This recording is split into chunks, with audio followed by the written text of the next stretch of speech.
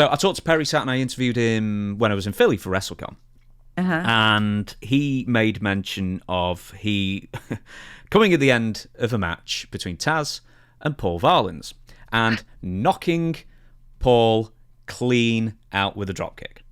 Right. Which leads me to the Paul Varelans story, which Zachary Ainsworth has written and says, tell the Paul Varelans story. We all know it, but it's still everybody loves it. They want to hear the story again. Yeah. I did it on Jericho's podcast, so I'll do it for you. Okay, thank you. All right. Paul wanted me to get Paul Varelans to do a job for TAZ. Paul Varelans was like 6'6" and 300 and something pounds, a big guy, and TAZ is like 2 feet tall.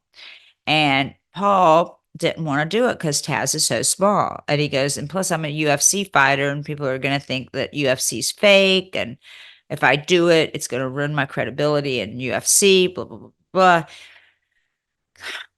I basically promised him me if he would do it.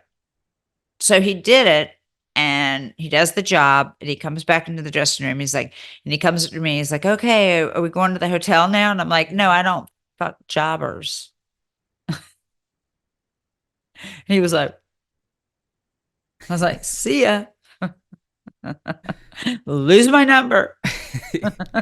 Did you not find the monobrow attractive then? No. I know, I don't blame you. So there was a story afterwards that when you said, not really, pal, that he got a bit irate. I don't know. I don't know. He might have. Did you just escape and say no chance? I escaped. I got out. I got out of there. I didn't want to be around. Did you realise that Perry had knocked him out? No, I didn't know that.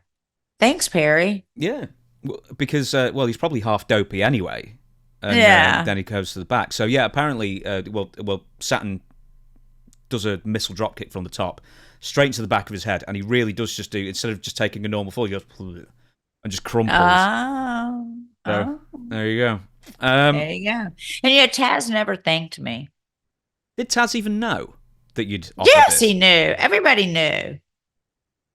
Where did you make this offer? Was it just you and Paul, or was this in front of the entire locker room? Paul had told me to do it. So I, when he came to the show and everything, I like sauntered up to, hey, how's it going? You want to meet me in New York? We'll go have dinner. Like we had like dinner and went out and stuff. And Paul was on the phone with me. Have you got him to do it yet? Have you got him to do it yet? No, it takes time. I can't just come out and say, And so I talked him into it, What was his payoff for that? Do you have any idea? I have no idea. Probably like $500. And a hot dog. And a handshake.